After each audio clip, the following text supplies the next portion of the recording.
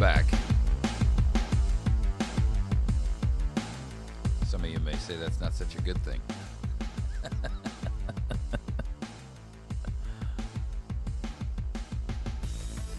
You know, I get funny mail from folks.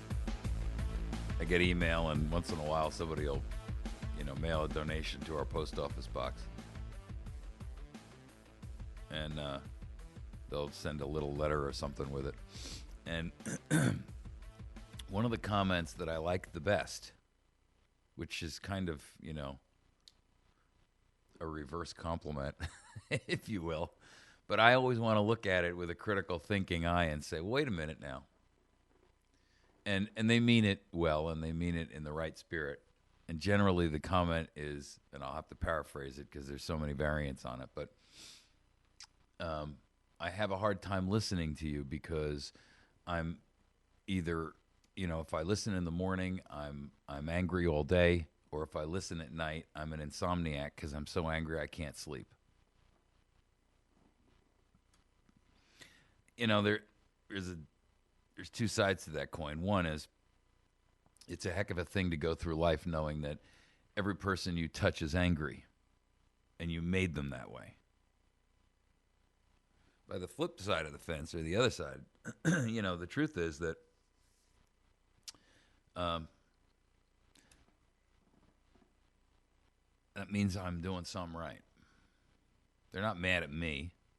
They're mad at the message I bring.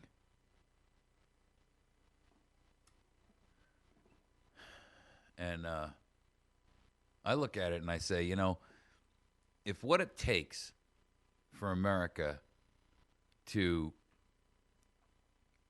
stand up and fight back is people that are, angry as a result of what I have to say or talk to them about, then that's okay with me. I don't take it personally. I do take some negative criticism personally. I guess it's impossible not to, right? I'm usually a fairly thick-skinned guy, but once in a while I'll read a comment, somebody will put it in on YouTube, or I'll get an email from somebody and I'll be like, wow. It just takes the wind out of my sails, You try not to let those things bother you because the bigger mission is what it's supposed to be about. And there's a lot of positive reinforcement, but there's a lot of negative too. I mean, I get hate mail. You should see some of it, I never show you guys that. But I get some sometimes that's pretty harsh. But the hate mail actually encourages me that I'm doing the right thing too, because I see the illogic, if you will, of some of the arguments, or I see it as a personal indictment against me because they don't like something I said. But they generally, and of course, I don't often have a conversation about it because, it's a one-sided thing. I don't respond to mail like that. But I can see by the way that they've written it, or whatever the case may be, that, they don't have a leg to stand on logically, with good reasoned skills. There's nothing. It's just emotion, right? Emotion pouring forth. We've gone from a nation and a planet, frankly, that has left the principles of logic and reason behind, and we've adopted emotion. When a government operates and a religion operates exclusively on emotion, it has no factual basis for its existence. It's the problem with all of this. What our not only domestic and United States society is collapsed under, but the weight of all of this nonsense globally.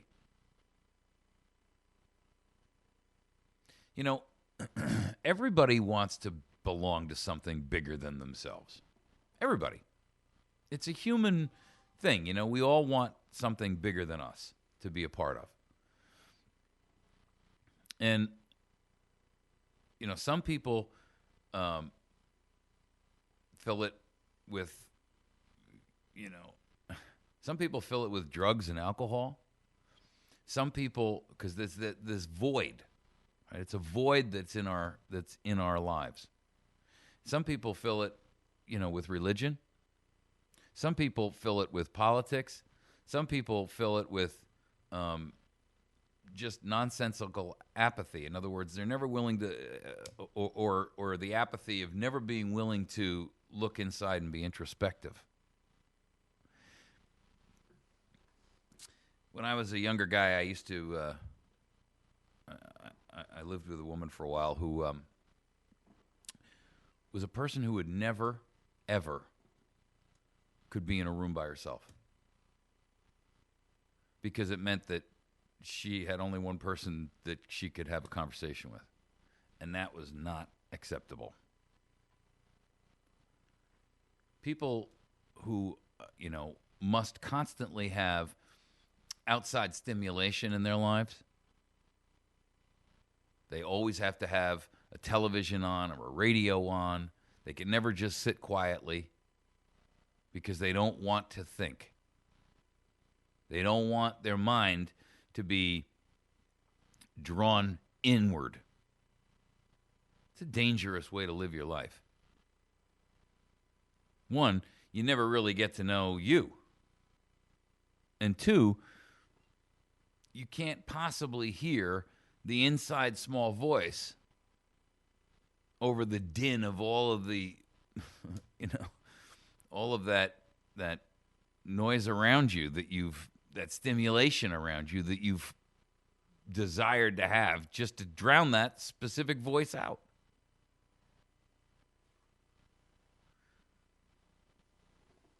I think a lot of people, they use that as a way to get around having to face reality. And it's not just individuals. It's also groups. It's organizations. I mean, where are the legal immigration groups speaking out against these 36,000 convicted criminal aliens who were released from detention? The box of snakes poured onto the dance floor at the party amongst us, the innocents. Where's the legal immigration groups? Those who did it the right way. Why aren't they speaking out?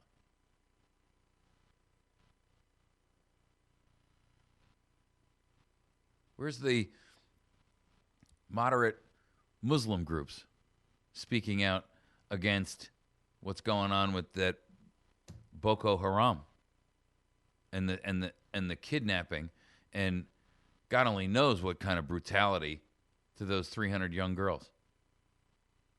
Tell you what, if one of those was my daughter, man, I'd be getting a group of other fathers together and arming ourselves and going into the jungle to find them. I don't care if I got to crawl, I got to walk barefoot and crawl on my hands and knees.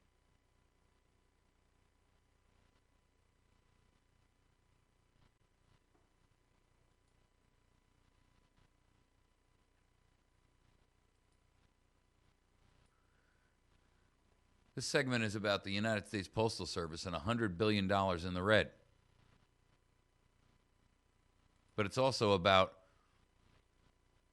the Department of Education spending $100 billion a year. And what are we getting for it? Well, there's two articles that I'm going to link in the body of this description today. One is from cnsnews.com, which you should be visiting on a routine basis. It's an excellent alternative media site.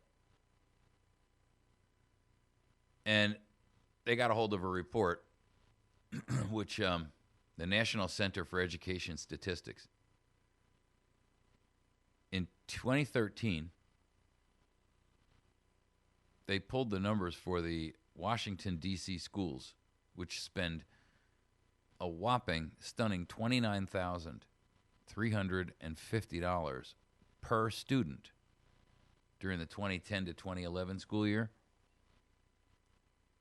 $29,350. And guess what? 81% were not proficient in reading or math.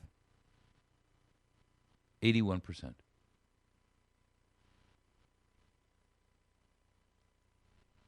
Actually, their number is 83%. 83%.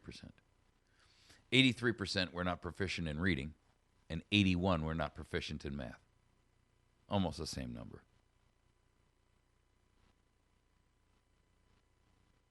But stop right there, because it's not just the Washington, D.C. schools. I know what some of you were thinking. It shows you that D.C. Stop right there. It's not just D.C. It's also New York City.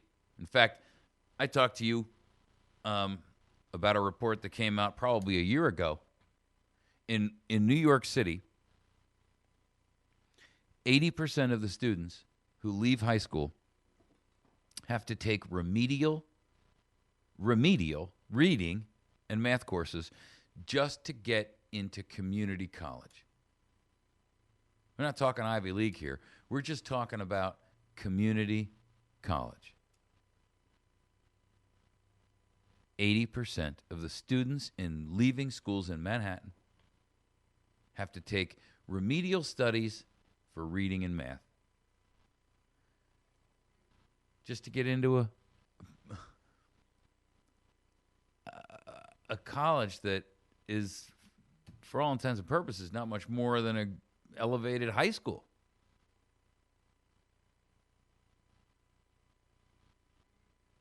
But it's not just New York. It's not just D.C. Mississippi, 80% not proficient.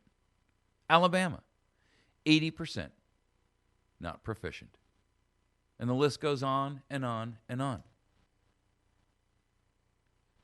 Are you trying to tell me that for $100 billion a year that we give, that we use, or the Department of Education out of the federal side of things uses, $100 billion, we can't have more than 20% proficiency in math and reading in our schools?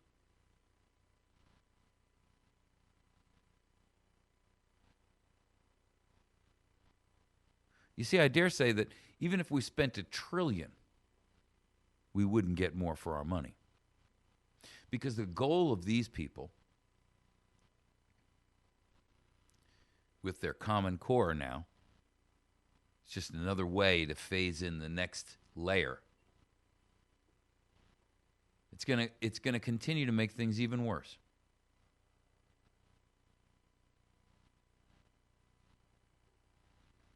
The goal of Common Core is not to make your child compatible with a kid coming out of China or Korea or a child coming out of Europe. The goal of Common Core is to create a caste system, an educational caste system, to find your kid, do, for all intents and purposes, an evaluation, and find out where their skill set lies, and that will be their job, not their choice.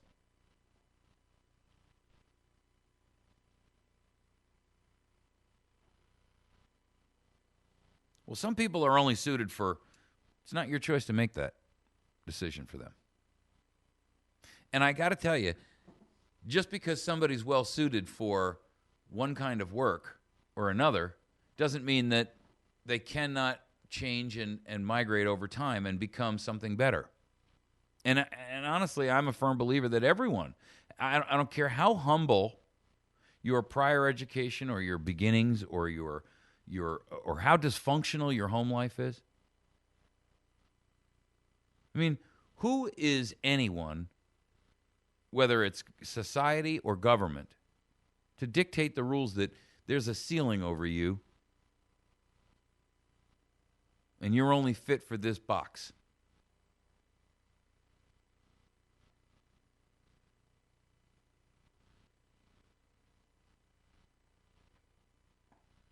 That's what Common Core is about.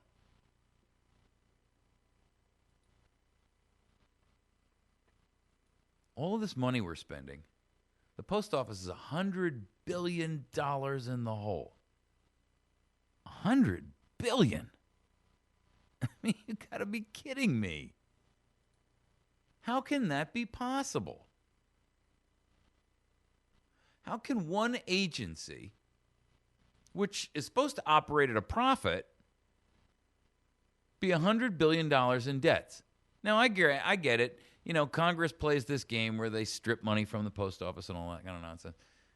You know what?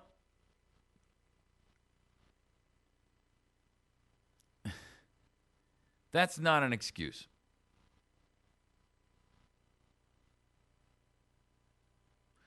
The payments that they owe are for benefits to retired workers.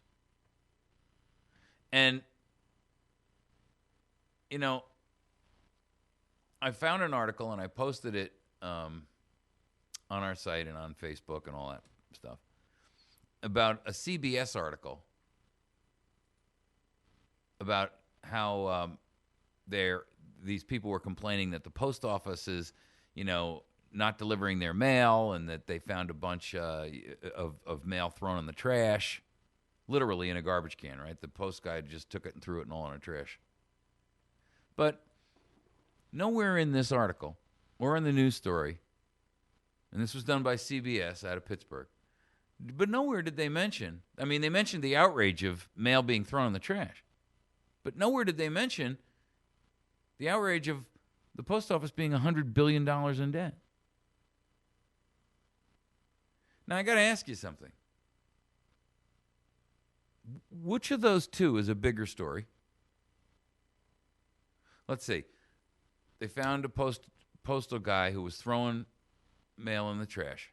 Okay, it's not good, you know. Somebody's going to miss their bill or their check, and it's going to be a problem.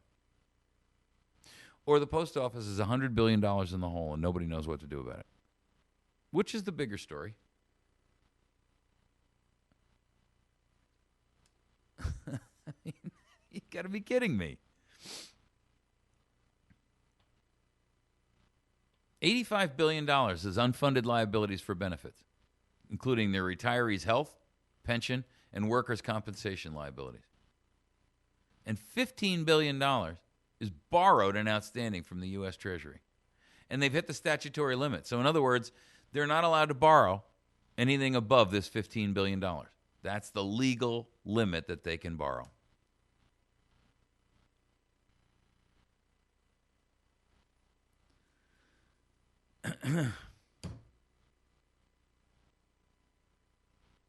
How are we supposed to, when we see this kind of thing, we see, you know, $5 billion spent on Obamacare websites. $5 billion. Those are for the state sites. We're not talking about the federal one. And these are for only the states that they paid to do the websites for. The vast majority didn't, right? And by the way, every one of the ones that they did pay for was an absolute abject failure. I mean, this stuff makes Solyndra and Fisker look like they were good deals. $500 million to Solyndra. Just evaporated like smoke. Compared to $5 billion for Obamacare websites that all have to be stripped and shut down and restarted, that Solyndra was a good deal. We should be thankful we got screwed for only $500 million.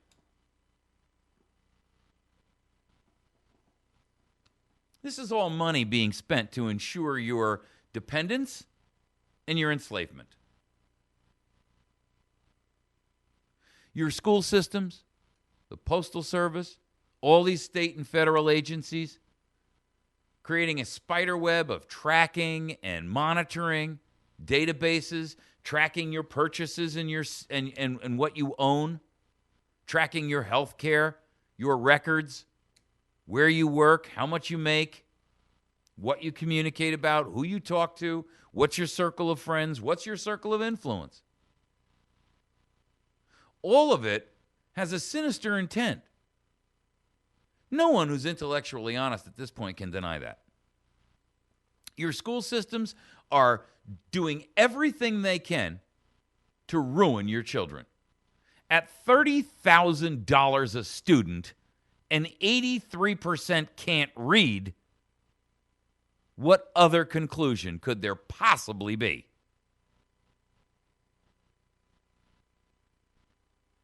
Their argument is Common Core is going to fix it.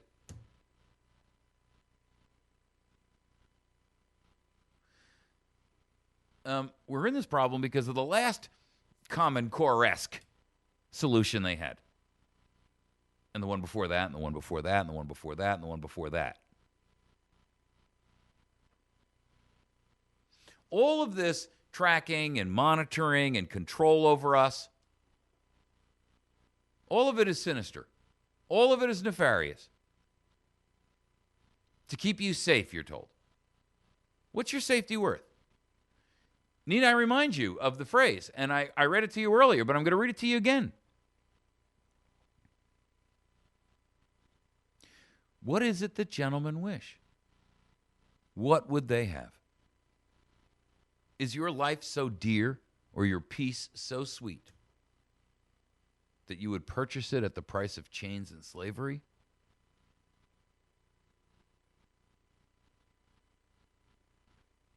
I got to ask you, the black population screams about being forced to show an ID to vote. But when we talk about a network, a massive surveillance network set up to monitor their every move, they don't squeak a peep. Crickets.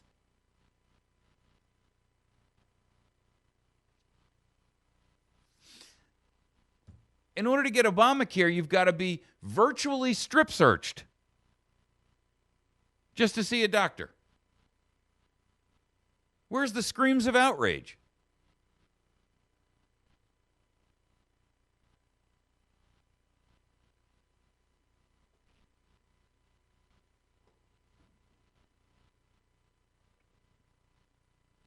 America, you're out of time.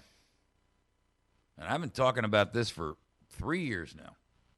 This program's been in play for 3 years. We've been at this for 3 long, brutal, thankless years.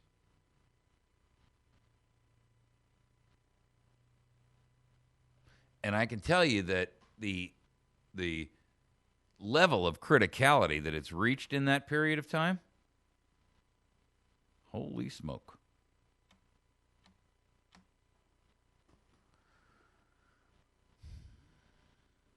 It hasn't gotten slightly worse. It hasn't gotten progressively worse. It's gotten infinitely worse. And this roller coaster hasn't even hit the steep slide yet. All right, we're going to wrap for the day. If you are local in the south central Missouri area, we've got a young fella here by the name of Owen. The young boy lives in Willow Springs. And on May 16th, on April 11th of last month, he was diagnosed with Langerhans cell histiocytosis. And his family has been running him up to St. Louis for medical treatments every week. That's about a 4-hour ride. It's expensive. They got to stay overnight, blah, blah, blah. He's a young fella. He's a handsome little guy. And his father is one of the police school resource officers. And so there's on Friday going to be at 5 p.m. at the fire department in Willow Springs. There's going to be a $5 a plate spaghetti dinner, and then there's going to be a silent auction. And if you are willing to show up for that dinner, by all means, we need everyone to attend that. If you're a business and you'd like to donate something through the silent auction that can be sold off and the money put in towards this fund, that would be even better. You can call Chief Dunn from the police department. You can call Chief Foster, or you can call City Hall for questions. You can find it on your website or on the website somewhere. That it's Willow Springs, Missouri. And I'll find the number for you for tomorrow. But this is an important issue. This is something you can do directly to help a young fellow who really is in need of it. And I would be very appreciative if you would help our community in that way, local or national. Okay, folks, we're going to wrap for the day. If you want to communicate with me about anything, you can. If you want information about how to get a hold of Willow Springs, I'll look it up. Email me at mike@americasvoicenow.org. That's mike@americasvoicenow.org. I'll be sure to reply to you if I can, and we'll see you tomorrow morning. God bless, folks. Have a great day.